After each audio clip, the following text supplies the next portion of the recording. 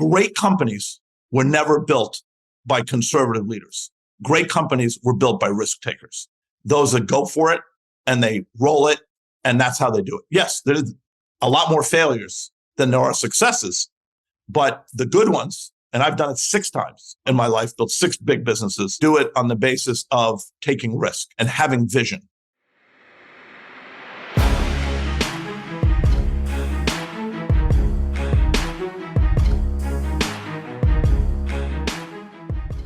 What's up, guys? Welcome back to another episode of The Dime. I'm Brian Fields, and with me, as always, is Kellen Finney. And this week, we've got a very special guest, Boris Jordan, founder and chairman of Curaleaf. Boris, thanks for taking the time. How you doing today? Great. Happy to be here, guys. Excited to dive in. Kellen, how are you doing? I'm doing really well. Really excited to talk to Boris. Really excited to dive into Curaleaf. I mean, probably one of the first and only real international cannabis companies out there. How are you, Brian? Yeah, I'm excited. I think it's going to be a fun topic today. Talk not only about the United States, but about Europe, which seems to be really growing in interest in being in the news. And Boris, we got a little East Coast, West Coast battle, and I think it's really important just to put you on the map. I know Curaleaf has a specific home state, and I was curious if you could share with us what that home state is.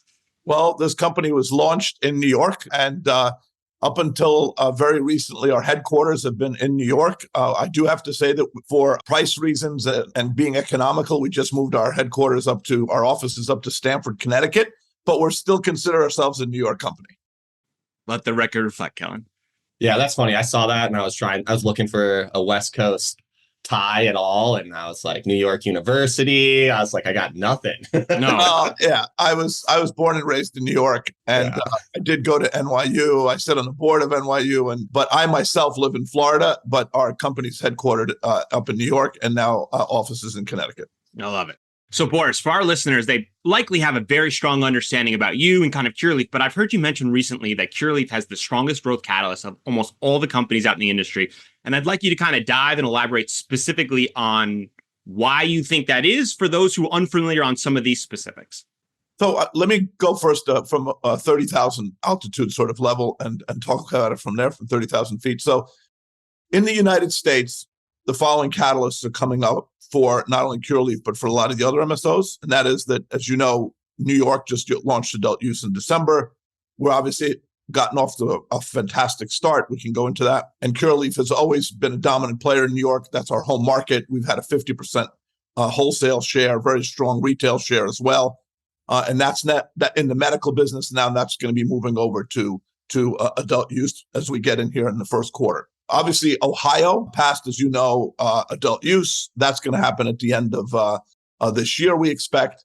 Curaleaf has one of the larger grows there. We have 2 stores. We're about to open up 3 that we're going to get under the AU, and we're in negotiations to acquire another 3. So we're going to have the full 8 stores as the program gets launched. Hopefully, we'll be fully open. So that's Ohio. The next catalyst, obviously, is Florida. You know, we got 2 weeks until we go on the ballot officially. We all know that the Supreme Court has to opine on it, or if they don't, as of April 1st, you automatically go to the ballot, which is what I expect that will happen. I don't think the Supreme Court's going to rule on this issue. I think they're just going to leave it alone, and then officially we go on the ballot. We're pretty confident that ballot will pass. It is a higher threshold than other states have been, 60% we have to get to get it approved, but we're very comfortable. The industry is very united on this issue. We're all going to be working together. Truly, we're all putting up money to get this thing across the line. We're very, very comfortable that we'll get it there, although we're not going to take anything for granted. That obviously is a major catalyst, and there Curaleaf is currently building out a very substantial addition to our already substantial indoor grows so that we have as much capacity as the largest player in the market, Curaleaf. And we're also adding another 25 stores to our infrastructure. We'll have all of that fully operational by the time the program launches, which we expect to be July 1st of 2025. So we are going to be battling in Florida for that number 1 pole position. That's where we want to be. And that's what we're going to be battling for. We're not there yet, but we're putting in all the infrastructure as we speak to make sure that we are there for when that happens. So that's Florida, obviously very big market. Curaleaf is expecting a triple. We're being a little bit more conservative at the moment and saying we think it's a double with some upside for tourism. 135 million tourists last year, 25 million population. we're very comfortable with that market. We think it's going to be a really big catalyst for us. Probably after Germany and Europe, probably the second largest catalyst for Curaleaf. Then if we stay in the US, we fully expect that later this year or first thing next year, we'll probably get Pennsylvania. Pennsylvania is surrounded by all adult use markets. It looks as though the governor there, as well as the legislator, is having serious conversations on the matter. There is some resistance still, but we're pretty comfortable that we think we can get this done. That's obviously a very large market. Curaleaf has very strong positioning in Pennsylvania. We have our full allotment of 18 stores. We have 2 large grows there, fully ready for adult use. So we're fully built out there. We're very comfortable with that market. So look, you've got between New York, 20 plus million people, Ohio, 10 million plus people, Florida, 20 million plus people, Pennsylvania, 9 million people. You've got a huge TAM coming onto the market over the next 2 years. So we're looking at, we think this market will return for those players operating, the larger players operating in those markets. We think this market will return to double-digit type growth numbers again when we get into 25, 26, and 27. And then for Curaleaf, you've got Europe. In Europe, we've got UK, where we have 50% share, just under 50% share, and growing at more than 50% annualized. We have Germany, which you all know has just been, decision has been made to not only decriminalize, but to reschedule completely off the narcotics list cannabis, which is a major move by a major G7 country, the second one after Canada to do it. And we should have the Bundesrat vote on the 27th. And we're hopeful that that program will get launched either April 1st or very soon thereafter, depending on some administrative issues.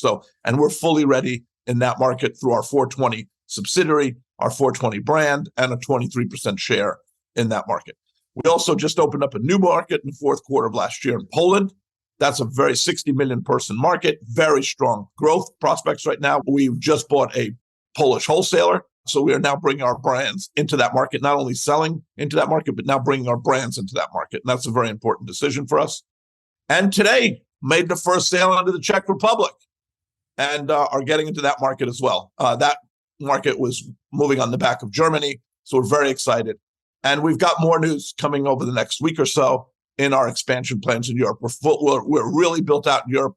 We have full operations for growing, manufacturing, and distribution out of Portugal. We have a EU GMP certified facility there, which is, takes a long time to get. We expect to get that full certification on April 15th of this year. And, that's a process that sometimes takes up to 2 to 3 years. So we invested in that market, as you know, into Europe 3 years ago. We've been getting all of our certifications, all of our products registered, all that kind of work. So it's a much more difficult market than the US to get into. The barriers of entry are very high. So we feel we have a bit of a head start on everybody, and we're continuing to build our brands there. So that's a overview of the growth catalyst. And if you look at Europe, you're talking about Germany, 84 million people, to add to the list I gave you in the US, right? Czech Republic, Poland, that's another 60 million. UK, 60 plus million people. We're talking about very, very large markets that are coming on stream in Europe with an overall TAM of over 700 million, twice the size of the United States, what many people don't realize. And we think the way Germany goes, France, Italy, Spain, the rest of those countries will go as well. So we're very, very excited about those markets. And we feel that that's what gives us catalysts that nobody else has. So Curaleaf has always been a first mover, right? I remember 7 years ago, they went out and acquired Select, right? Huge waves throughout the industry, kind of brought a lot of legitimacy, honestly, to the industry, right? Showed that there was large acquisitions possible. And so in the early days, you guys must have learned a ton from fast growth in the domestic US market. What kind of lessons have you guys learned that you're employing as you expand throughout Europe, from the fast growth in the US to now, as Europe is probably 10 years behind the US market? So the big thing we're doing in Europe, the difference in Europe than the United States, is that in Europe, we're focusing only at the moment on those markets that have scale potential. We're not going into small countries. Now, you might argue that I just said Czech Republic. Well, the Czech Republic, the reason that that market is because in Europe, unlike the United States, we're able to sell, grow and manufacture, and then sell through the whole of the continent without having to build facilities in every country. So that allows us actually to also go into certain markets. Now, we're unlikely to build domestic distribution in Czech, but we're going to sell into those distributors into Czech. So we're not going to probably build domestic distribution, but we will in Poland because those markets, anything over 50 million people, we want to be there in Europe. So in the US, we kind of, because it was a new industry, we didn't know how it was going to develop. We literally spread the flag very wide, very fast. And we definitely made mistakes. We went to markets we shouldn't have been in. And so what we did was in 23, we rationalized Curaleaf quite dramatically. We're now done with that. We have either closed markets or sold markets and sold assets in those markets where we don't want to be. We're fully complete. We've written off those bad investments that were made. We're done with those. So we go into 24 with a completely clean balance sheet from a perspective of legacy assets. And we're very comfortable with the position we have in the United States right now. We're in the 17 best markets that we want to be in. We were in 23. So we closed quite a substantial amount of smaller businesses that we had. And we're focusing on those places where we can go deep, we can go wide, and where we feel that it's justifiable for Curaleaf to be in because you have high population markets. Just to make sure that I understand correctly, and for the listeners that maybe be confused, in Europe, like you were saying, that there's certain countries that allow for you to distribute products to other countries. It's not all Europe. Got it. So it's Europe, not because it's legal in Europe, unlike the United States, right? It's medically legal. You can actually move products. So we grow and manufacture in Portugal, and we sell to England, we move to Germany, we move it to Czech, we go to Poland. Hopefully soon we're negotiating with Ukrainians. We're going everywhere where there are markets. But what we're doing is in places like the UK, Germany, and Poland, because they are over 50 million people, what we're doing there is we're actually building domestic distribution as well, because we want to move our brands in those markets. In the other markets that are smaller, we're just going to sell into local wholesalers, and then they'll distribute the products. Got it. Thanks for clarifying that, because I think that's a very unique difference that maybe is not so clear from the initial onset, that they operate differently. And because of that, strategically, you're positioning your assets uniquely. So Europe is much more what the U.S. should be. Sure. Right? It is a classic consumer products market where you can manufacture and grow in one place. You can get economies of scale and then distribute all over the continent. You don't have to build these crazy facilities in every single state. And that's where some of the mistakes were made by Curaleaf early on. And what we didn't realize some of these markets were too small to justify the size of the investment we were putting in there. And they weren't going to yield enough return to us. And so we had to backtrack on those and focus on the big ones. Sure. And that makes sense, given that the states all operate at different speeds, and given the time frame, it's very difficult to understand the implications behind certain decisions without knowing, right, how the whole map will play out. And given those lessons learned, you can apply those to Europe. So just from an understanding macro standpoint, size-wise, is there markets that you can kind of relate it to so it makes more sense? Like, do you see Germany being Florida comparative, just to give people like a one-to-one rough understanding of like the huge implications of the size of some of these markets? Well, I mean, Germany is an absolutely enormous. I mean, it's 84 million people, right? I mean, it is take California and it's basically 2+ times California, right? So California, they say, is around 40 million. This is 84 million people, right? Very popular product, cannabis in Germany, very widely used. We're very, very comfortable. Now, I want to stress, because there's a lot of misunderstanding out there. It is a medical market. Yes, there's something called Pillar 2 in the law, which is going to be these social clubs. We're not focused on that, because we don't really think that's an interesting market at the moment. What we're focusing on is the widespread medical market. Now, that market, what's going to make it very large, vice versa what it is today, is because by taking cannabis off the narcotics list, because in Germany, they have a rule. A doctor can only prescribe a certain amount of narcotic to every patient. They have a cap on how many narcotics they can prescribe per doctor, which, by the way, we should have in our country to get rid of the opiate crisis, right? But anyway, we're talking about Germany now. But they have a limit on how many narcotics you can prescribe. So cannabis was always last on the list, right? Because they needed to prescribe others. So that held the program back. By removing cannabis off the narcotics list, you can prescribe this, and doctors don't have any limitation on what they can do. And there's such demand for the product. There were 600,000 patients that never went into the program because they were rejected by their doctors. That's an official number. So that's 600,000 that day one are going to come back into the program, right? I mean, that's 5 times growth from where we are today in Germany already. So think about it. Curaleaf last year did call it around 25 million in Germany, right? So we're now going to be, that's over 12 months, that could be a 5 times growth rate on that number, just based on our market share. So we're very excited about it. And then think about if you compare it to Florida, that's a $6 billion market, right? If not more. It's very exciting. Now, that won't happen day one, right? All these things take time to get going. So I don't want people to think like, they're going to switch the switch and, it's going to go up 5 times. It takes a while to get your products in the market, but we have our supply chain already. What I promised our investors when I made that European investment, I said, I will be ready as these markets come online. And that's what we did. And that's why many people don't understand why I carry a bit more leverage than other companies, why maybe my cash is a little bit lower than other companies, because I'm investing all the time.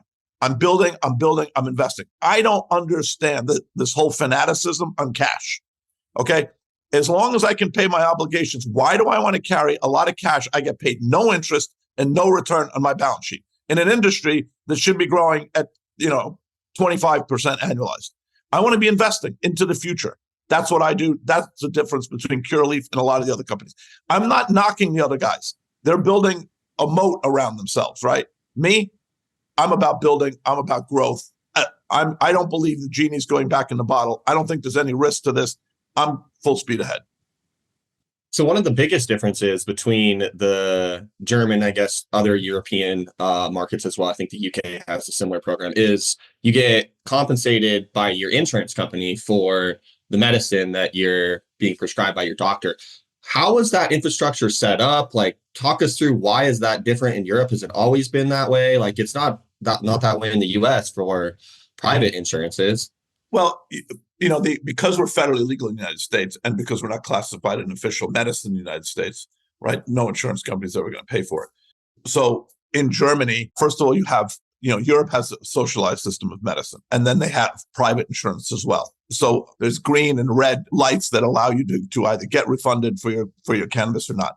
So we don't have the final copy of the law, but the current draft of the law in Germany will allow, at the moment, about 50% of the patients out of the 300,000 patients you have in Germany, 50% do get insurance refunds, 50% don't. It depends on where you opt in, where you don't. Under the new program, it looks as though, at the moment, let's get the final law, right? The Bundesrat is still discussing all this, what it's going to look like.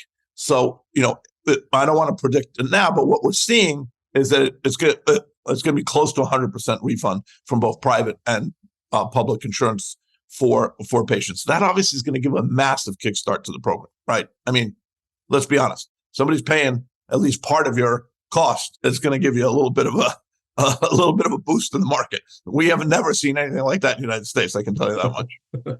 When you were laying these plans 3 years ago for Europe, there was assumptions that your team made, right? There's bets that you have to make forecasting what you assume the future is. And now kind of looking back on it, do you think that there was a lot of it you got right? And what did you think you got wrong that you assumed that they would have done differently? And kind of just take us through the mindset from 3 years ago and where we are today. Obviously, we all think that reform is going to happen fast. Certainly, when I got involved in this industry, I didn't think we were still going to be discussing, rescheduling in the U.S. or safe banking, all those things. I'm like, how many times have we passed safe banking in the House? I mean, it's like, this is just a joke, right? So, we all think reform is going to happen faster. The one thing I will tell you, this is not only a U.S. phenomenon, it's a global phenomenon. Global governments, particularly, and I would say the G7, Western Europe, have really slowed down in their ability to reform these countries, to bring in change. There's roadblocks everywhere, bottlenecks politically. And it's not only in the United States, it's everywhere across Western Europe. I am very worried about the Western world because, I have experience in places like Russia and Eastern Europe and Africa and Asia. I've invested all over the world. And I can tell you that part of the world, the Emirates, Saudi, the reforms in these countries are happening at lightning speed compared to the United States. They remind me where we were back in the 1960s, 70s, 80s, and even 90s before we got into the current environment, where there was bipartisanship. Republicans and Democrats worked together. I worked on the Hill back in the 1980s. When Ronald Reagan was president, we used to always get together with the other side. I was working for a Republican congressman on the Ways and Means Committee. Everybody worked together because the goal was to better the country. And what's happened now is you've got roadblock. It's all about ideology and partisanship. It's not about bettering the country or making life better for the people. As a matter of fact, I think it's in many ways it's making it worse. And it's not only in the United States, we're seeing that across the Western world. The Western world has, in my opinion, reached a critical stage. And that's why we're seeing a lot more activity like this in other countries around the world. And they're moving faster. So these things get held up. And that's, I would say, the biggest issue is the slow crawl of reform. Come on, everybody knows cannabis has been used for thousands of years. They found cannabis in Egyptian tombs, okay? Nobody dies from this stuff, okay? You die from alcohol poisoning. You die from cigarettes. You die from opiates. You die from fentanyl. Cannabis is actually a healthy plant if used properly. And it's freaking Schedule 1. It's insane, right? And you know the problem there is it's pharma lobbying. And I don't mind saying it. I don't have any problem saying it. They are scared to death of cannabis being legalized because they're pain medications, anxiety medications, all these things. If they allow us to do real R&D, if they allow us to do real work with the plant, with the different cannabinoids, they know they're in trouble. And so they're doing everything to stop us because they don't work with biologicals. They only work with synthetics. We're working with clean, organic, biological products, and we can do it cheaper than they can do it in synthetics. And that's if you look at every synthetic company for cannabis, they've all gone bankrupt. Why? They could not do it at a commercial scale economically to compete with us that are doing it using natural plant-based products. And that's the difference. And so Europe is a little bit more progressive than the US on homeopathic medicine. And that's why I think they're moving a little bit faster with the legalization process than we are, because their regulators actually encourage plant-based medicines and homeopathic medicines over synthetic medicines. And so I would say that that's some of the issues there. Sure. And then taking it up the narcotics list is obviously a big game changer because it allows doctors to kind of move it up the introduction list for these patients, and especially in comparison to the opioids, as we've seen from a medical difference, it's a game changer for the patients. And hopefully doctors continue that. And the telemedicine, too, also is a big game changer, right, for the industry. And I'd like you to explain kind of how that works so that people are unfamiliar with, the benefits of how quickly that can allow a patient to get access.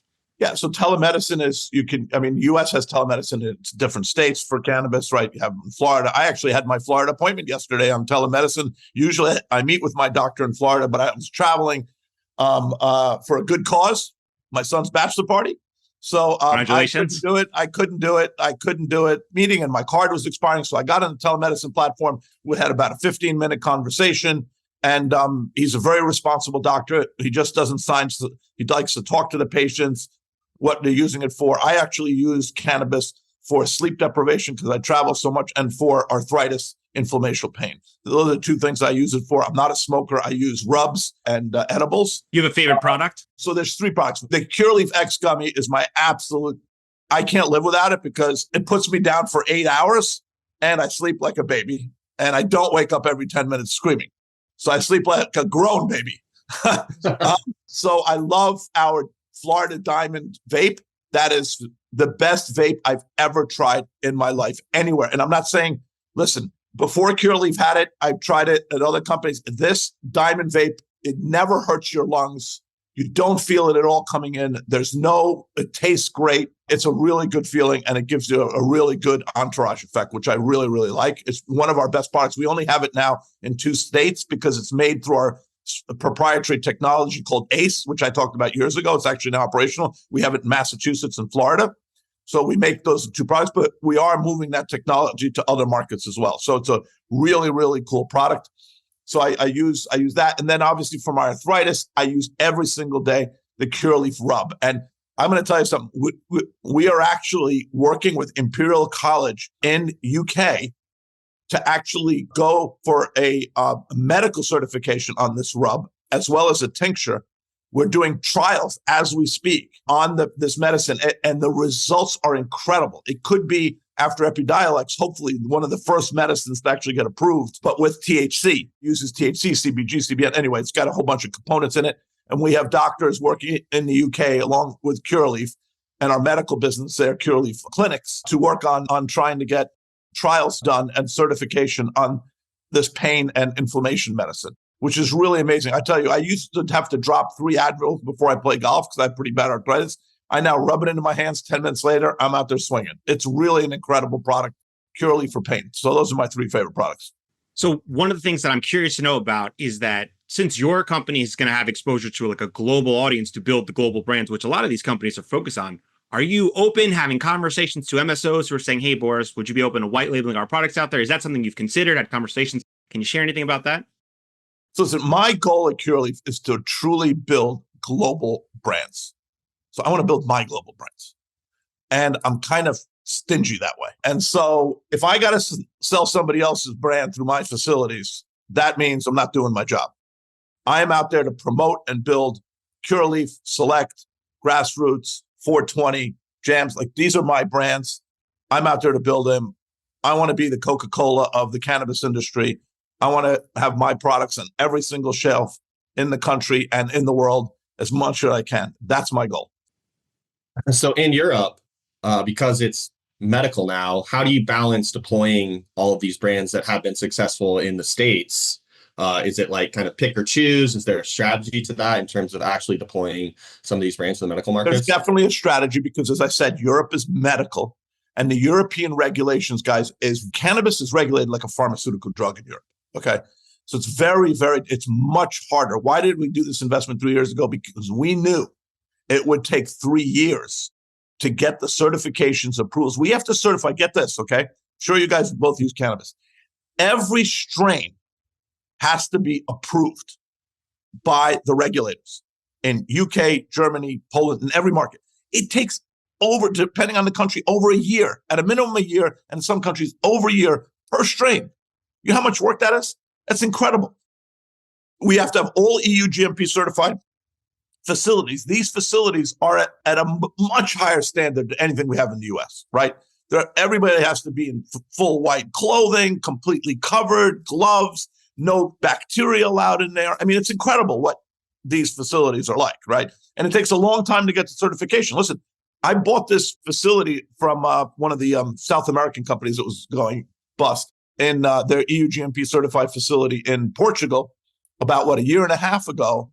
And I'm only getting the certification on April 15th. And they were already certified. So you have to, because of change of ownership, you got to go through the process. So these things take a long time to do. So that's what I'm really comfortable with in terms of my moat, right? Because anyone that tries to come in there, it's going to take them a long, long time. And I'm not talking about some of my Canadian competitors who some are there, but mostly all they do is package flower in Canada and send it over, right? I'm on the ground building my brands, making sure they're displayed properly on the shelves, working together with all the pharmacies. I mean, we got 10,000 pharmacies in Germany that as of April 1st are going to start distributing product, right? I want to make sure we're on the ground talking to all of them. I got representatives making sure our products are properly displayed. We're educating pharmacists on our products, how they work, how they do. That's how you build brand. That's how you build brand loyalty. You got to be on the ground to do it. So it's very different. A lot of companies are saying we're in Europe. Well, they're not. They're not spending the time and the money that we are in order to make sure those brands stay there and stay there for a long time. Are there any other countries in Europe that you've got your eye on that you're thinking to yourself, if this one continues to expand, we likely will be infrastructure in here, something that we should just look out for in understanding how the landscape plays out? Yeah, I mean, listen, we are looking at we're doing we're part of a group that was selected by France to do a test on medical cannabis there. France is a huge market. As a matter of fact, many people don't know it's the largest cannabis market in Europe. It's bigger than all the other ones. France, it's very high penetration of use in France of cannabis. Frankly, I'll be honest with you, I didn't know that. I didn't think that, right? I always thought the French drink red wine. They're not into cannabis. I didn't think, but it is actually the largest market in Europe today. Germany, and even though it has a less population in Germany, it is a very, very prolific market for cannabis. Spain, obviously, we have a partnership with Spain in Alicante University. We have a processing facility there that is EU GMP. That's the one we're using now while our large-scale facility in Portugal is getting certified by April 15th. We're also going to continue to use it as a research facility with the Spaniards. We're getting basically free doctor and PhD students that are working with us on a lot of the R&D that we're doing there. We're getting the same thing in the UK. So for me, Spain, France, Italy, we actually have a partnership there with the military of all people. We actually import product because the distributor for medical cannabis in Italy is the military. So it's a very small market, but we're there just because we want to build those relationships. As it legalizes, we have the relationships we can get in the market. So listen, all the markets, obviously, we're going to build domestic operations in those countries that have, call it 40 plus million people, close to 40 to 50 million people. The other countries we will just export product into from our facilities in Portugal. We are looking a little bit at Asia. That's just a little hint. Can't say more. So besides population and, of course, regulation, right? What are some of the other factors that your guys' team looks at when evaluating new markets? Is it like GDP? Kind of like, how do you guys... What we really look at, to be honest, number one is usage, right? Because there are cultures out there that just don't use cannabis. There's not a lot of them, but there are. Like China. We're unlikely to be in China anytime soon, right? They don't like it. They're the largest hemp grower in the world, but they use that to make military uniforms and textiles, not to smoke. So, those are kind of countries where I'd love to be in China, but I don't think we're going to be there anytime soon. Russia, right? Putin doesn't even have GMO in his food. He doesn't drink. He hates drugs. While he's president, unlikely that we're going to go into Russia or something like that, right? And there's a war. So that doesn't help either. So, we're looking at markets where cannabis use historically has been strong because you got to start with a base. What happens is you start with a certain base of users, and then you expand that base through marketing, through work, through education, stuff like that. But that's a much slower build. You want to get to profitability and cash flow pretty quickly because capital is very expensive in this industry right now, given the restrictions. And so we need to make sure there's a base that uses cannabis. So when we get in, we know we can get within a year to 2 years, we can get to a strong cash flow position. And then we start to, we use the profitability from that to start building and educating and spreading. So you want to be in countries that have cannabis use. That's number one. Two, obviously, is the size of the population. Three, obviously, is you're right. It's not GDP. It's PPP. It's purchasing power. So people are making $100 a month. You're not going to really make any money in the cannabis business in that country. So you want to go to countries that have a reasonable level of purchasing power in the population so they can afford our products and that we can earn a return on it. So those are the main things that we're looking at.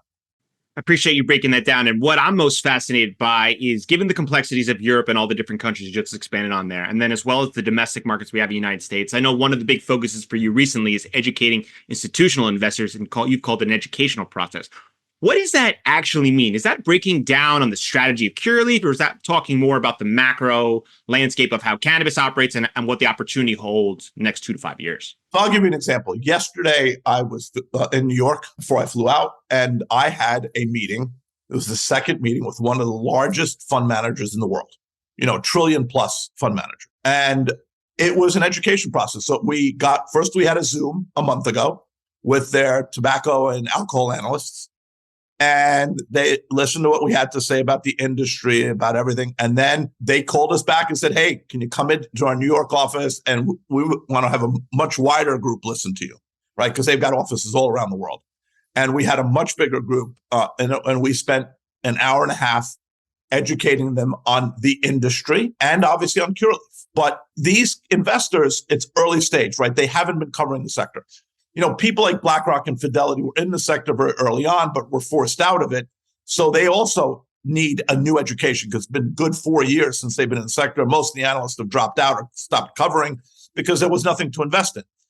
The reason I can get in there now, though, is not only because of the potential rescheduling and safe banking and all that stuff, but because Curaleaf did the work to uplist to the TSX and to get ourselves custodied by Bank of New York, Pershing, by State Street, by Morgan Stanley, Goldman Sachs. We did our work. And so now I can walk in and say, you can actually own us now, right? They couldn't own us, 3 months ago, 4 months ago. But in December, it took us a year and a half to go where we got to.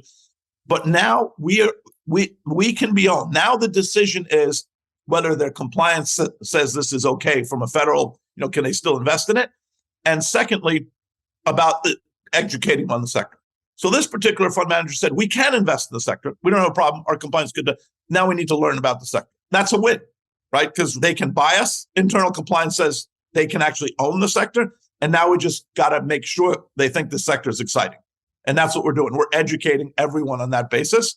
And listen, Curaleaf's been doing this from the very beginning when we started, right? We were the first to attract BlackRock as an investor in our IPO, or Fidelity, right? We've been doing this from the very, very beginning. That's what I like to do. But, we lost them all because of, Jeff Sessions and the rescindment of the Cole memo. And then FinCEN couldn't give them guidance on whether they can own this stuff. So they all got out. So now we have to start all over again. I've been doing this for 30 years. We'll start all over again. I was educating people on markets like Russia and Nigeria. Believe me, cannabis is an easier story than Russia and Nigeria. I can tell you that.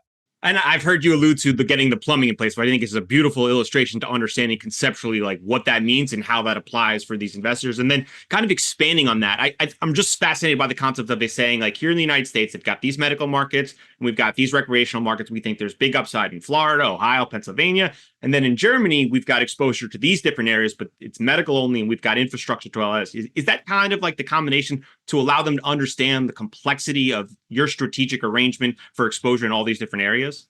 Yeah. And some of these people are very, very smart. Like, this is the nice thing too, is, I love retail. Retail has kept us alive for 4 years now, 5 years since we've been public. So thank you, retail. Nothing against, but, it is a difficult market to educate. They look at what's happening today. They don't really invest. They're traders, right? Bitcoin's hot, so they're selling cannabis, buying Bitcoin. Bitcoin's down, they're selling Bitcoin, buying something else, right? It's very difficult to do retail. I'm happy to talk to investors that really understand. We had conversations yesterday like, how is Ozempic and Wegovy and these drugs affecting cannabis demand, right? We've seen a huge fall off in alcohol demand and food demand because they're curtailing, right? There are buildings in New York that are asking people to cover their needles because garbage men are getting poked with these Ozempic needles. I mean, the proliferation of these drugs for weight, is enormous right now. It's a $50 billion market. And right now, it's going to grow, I think. And that's the kind of conversations we're having. We actually said we're the antidote to that, right? I told the fund manager, I don't think ever used cannabis. I'm like, we got a slang word in our culture called munchies. So I said, we're the opposite end of this drug, right? We make people eat. So she was very amused by that. So we're having very good conversations with these investors. They're doing very thorough, deep dive due diligence on the sector, on the industry, on the consumer. We were talking to them yesterday about consumer metrics. We don't talk to retail investors about that. So it's exciting. I'm really excited. I think we're at the beginning of a new wave of much larger scale investment into the sector. Yeah, I think that's very fascinating. And that's why I wanted to elaborate on that, because I've heard you talk about the educational process. And I think it's very important to understand kind of the nuanced differences of these markets and then allow for us to understand specifically what you're sharing and then what they're looking for so that people can kind of get a better perspective of what will be, let's call it a USP going forward. That's it. So I have to ask about New York. I know that is the Curaleaf's home state and a big wholesaler for you. So I guess starting from the top on a scale of 1 to 100, with 100 being perfect, today, how confident are you, let's say, in New York's cannabis market and the direction it's heading? I'm super excited about it. I spent the last week and a half personally visiting accounts in New York and wholesaling and selling the Curaleaf brand and the Curaleaf products. And I like doing that. That's what I really like doing. I hate managing a big corporation. I'd much rather be out in the field, peddling our product. And so I was out meeting with a lot of these social equity license holders, getting them over a lot of the stigma around big cannabis, explaining to who we are, explaining to them that we were them 8 years ago. I started Curaleaf with $450,000 in a small art studio in the town of Seacliff with one store and a license. And we built it to what it is today. And we didn't have anything that they don't have. As a matter of fact, we had a lot less than they have because it was much more uncertain. You could get arrested and thrown in jail for what we were doing at the time. Nobody knew what was going to happen. When I built my first grow, I walked into it. I almost ran and hid in my car because I was like, holy shit, this room's full of cannabis here. I'm going to go to jail. And I mean, that's what it was like, right? And so I was out there telling them, guys, we are just a few years ahead of where you guys are. It's a huge industry. There's a place for everyone. We want to work together with you guys. We want to actually help you because if you do well in New York, that means we do well because we're going to be selling our products to you. So that's our goal. I was out there. I'm super excited about the New York market. Yes, there's an illicit market, but let's stop being babies and crying. The way to beat the illicit market is make better products. and sell those products and win market share that way and make safe products. That's the most important thing, right? As long as you're making safe products, people will dump the illicit market and come here because they know they're buying products that are tested and they got to be good, right? And so, there's this concept that the illicit market has the best weed. That's garbage. That is a myth. It really is garbage. Now, listen, we all have bad harvests. We all have, like in the beginning, when you're getting going, it sometimes takes a new facility a while to start producing good cannabis. It just does. That's just the way the thing goes, right? But the fact is that we're growing really, really, really good cannabis right now. And Curaleaf has really upped its game. We bought a really cool genetics company out in California a few years back, Dark Heart. We just changed most of the genetics around the world at Curaleaf, upgraded those genetics, and things are really looking on the upside. So I'm really excited about New York. I'm excited about getting our brands out there. Listen, this is the largest adult use launch since California. It's exciting. There's nothing else to say about it. Why do you think there is such a stigma against big cannabis in New York? Like, I haven't seen that stigma as prevalent in other states as it is in New York. Because the government of New York created that stigma. They were out slamming us, attacking us, telling everybody that we're bad. And that's just bullshit, to be honest. And we've called them out on it. We took them to court over it and we settled with them. And now we're moving forward. And I hope that they've learned their lesson from this.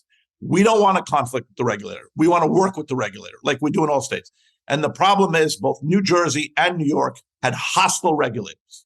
And I think that's the main problem. And once we got out into the field and we started to talk to the license holders, sure, the first 10 minutes are always tough in these conversations. I'm not going to lie, because they've been brainwashed. It's like, my family ran from the Soviet Union because of communism, right? And we came to the United States and, built a great life here. And we did because, the brainwashing and the control. And that's exactly what these governments are doing. They're brainwashing people and they're trying to divide us and say that we're different from the social equity. How am I different? I'm a first generation American off the fucking boat, right? I mean, I was born here. My parents literally off the boat. Sorry for my French. Tracy's going to go nuts on me right now. But literally, that's who we are, right? I'm no different than anybody else that started a business in the United States, right? And, I didn't have billions of dollars. I didn't have huge investors. We started, we built it brick by brick. We built it up and it's worked out. And so that's what I'm explaining to these people. And you know what? Within 15 minutes, we're hugging it out. And that's where it is. Because the cannabis world, we're all the same in this industry, right? We all love the plant. We all love the products. It's a kumbaya environment. I want to keep peace in our industry. I don't want to have wars. This is the one industry where I hope, obviously there's going to be competition and all that kind of stuff, but this is an industry about feeling good about yourself, in my opinion. And that's why I want to keep it. And we're getting along with these licensees. Sure, there'll be maybe some people that will hold grudges for a period of time, but I am 100% sure that Curaleaf is going to have better than 70% penetration in the adult use market under the social equity licenses within the next 6 months. That's where we're going to be. I honestly think that big cannabis is actually probably the best for new markets, especially because it brings a sense of stability, right? Like you see, like, in my opinion, you see a lot of markets where like big cannabis wasn't allowed. And a lot of people come in and they pour their whole life savings, if you will, into like starting a company. And next thing you know, they run into a bad harvest or something like this, and they don't have the network or the other resources to kind of help prop up the business and stabilize it, right? And so like that's where I think that big cannabis does provide the stability that is lacking in the industry right now because there is no federal support for it as well, right? Listen, the first thing Curaleaf did when we got our adult use license in December is we saved a hemp farmer. We did a huge order of oil from him. He was literally going bust. And we bought this huge, and they survived because of it. It's the first thing we did. So, we help the market develop. We want these people to be successful. We're limited to 3 adult use stores. I can't build a huge business on 3 adult use stores. To be honest, my retail business in New York, to me, at the moment, is irrelevant. It's the wholesale business. I need these store owners to buy my products. So I need to create good terms for them, good products for them. I need to build relationships for them. I need to help the local farmers that are working in that industry. That's what we're there for. And that's where the angry people at the regulators don't understand. They're angry, but they don't do anything. All they did was hurt the industry rather than help it. The slowest, most awful launch we've ever seen. And I'm vocal about it. I don't have any problem telling. But listen, we have settled with them. We're trying to build a better relationship with them, and we're trying to move forward. And I'm hopeful that they want to do the same thing. We'll see. But that's where we are. Yeah, I think we're in agreement there. And I think there's misguided frustrations from some of the smaller businesses that have been completely left out to dry by the regulators. And it's up to your team, unfortunately, now to come in and provide those resources of stability and infrastructure, exactly like both of you alluded to allow for this market to not only stabilize, but excel. Right. So let's quickly switch gears to a quick rapid fire. True or false, you, Boris Jordan, are the wholesale Curaleaf sales leader in New York? Yes. True. 5 years from now, rank these markets for impact on Curaleaf. Florida, New York, Germany. Over the next 12 months, Florida, because we have a huge base there, then Germany, then New York. 3 people to share a vape with, dead or alive.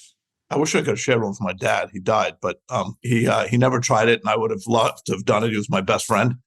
So that would have been nice. That would have been number 1 on my list. I'll leave it there for now. What question do you wish more people asked you? Probably, why do you care about the industry as much as you do, rather than talking about money and market caps and investors and revenues and EBITDA and all these curse words? Why are you in this industry? Tell me something which is true that almost nobody agrees with you on.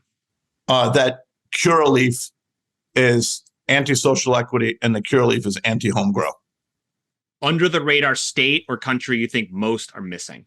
Well, I'd say Europe as a region, misunderstood, and the other players are missing it.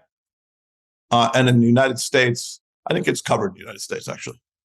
True or false, by 2026, Americans will be able to get their insurance to cover their medical cannabis?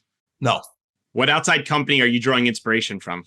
I draw less inspiration from companies than I do from leaders. And, I've read every book about JP Morgan, every book about Rockefeller, everything you could possibly imagine about Steve Jobs, Jeff Bezos, Elon Musk. I love entrepreneurs. I love reading about how they built their businesses, what they've done, and what inspires them to do what they do. That's my favorite thing to do. Company comes second, the people come first. And that, by the way, is in everything. In the people that you hire, people are first, companies come second. What is the most expensive lesson you've ever learned? Get out of Russia before the war starts. What do investors never ask for, but they should? Again, it depends on the investor. The current investor in the industry is overly focused on cash flow and on conservatism. Great companies were never built by conservative leaders. Great companies were built by risk takers. Those that go for it and they roll it, and that's how they do it. Yes, there's a lot more failures than there are successes, but the good ones, and I've done it 6 times in my life, built 6 big businesses, do it on the basis of taking risk and having vision. And the problem is this industry has lost its vision, in my opinion. Everybody is seriously obsessed with quarterly earnings, cash flow, free cash flow, operating cash flow, and not about building brands, growing, getting the word out there, investing. That's the problem in the cannabis industry right now. What aspect of your business keeps you up at night?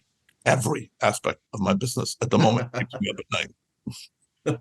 If you could put anything on a billboard, metaphorically speaking, to get a message out there to billions of people, it could be an image, a quote, or a word, what would it be? Peace and love. We're sitting here 1 year from now. What does Curaleaf look like? I think Curaleaf probably is a company that returns to mid-double-digit growth, much healthier balance sheet after our restructuring, and hopefully a happy team. That's what I really care about. It's tough going through restructuring. It's most difficult, not on the investor, but on the people that work in the company. And we're through it now, and now it's time to rebuild the culture and make our people happy with what they're doing and where they're working. Prediction time. Boris, with the narrative that big pharma, tobacco, and alcohol industries are gearing up to eventually dominate the cannabis sector, with your leadership at Curaleaf, how do you perceive the evolution of the industry, and how do you see unique opportunities for Curaleaf to either collaborate or fend them off going forward? Bring it on, guys. We're building Curaleaf not to sell. We're building Curaleaf to compete. So bring it on. Kellen, you want to take a swing? I mean, I don't think that pharma has the same set of skills. And if you look at both pharma and like Curaleaf, they both had to start from scratch. And pharma now is decade behind Curaleaf in terms of their experience. So I'm going to bet on Boris. What do you think, Brian?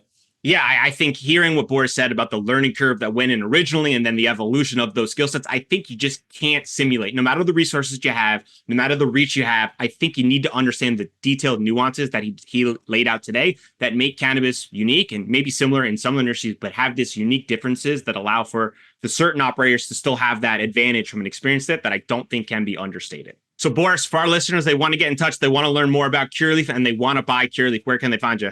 They can find us through our IR department. Camila Lyon, who used to be at BTIG, was the analyst at BTIG.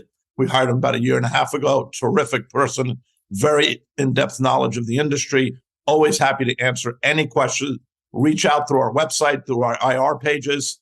And frankly, reach out to me. I'm always available on Twitter. You won't believe how many questions Tracy's going to kill me for this too. I answer in the DM section of my Twitter account to small $1,000 investors who, invest, $100 or $1,000 in our business. They'll reach out for me for Twitter, ask me a question. I always answer. I always believe you got to work with everybody, no how small they are, or no matter how big they are. If they're an investor of yours, they've risked their capital to invest in your company. You have to keep talking to them. You got to educate them. You got to make sure they're happy with the investment. Love it. Appreciate taking the time. This was a lot of fun. Thank you. Likewise. Thank you.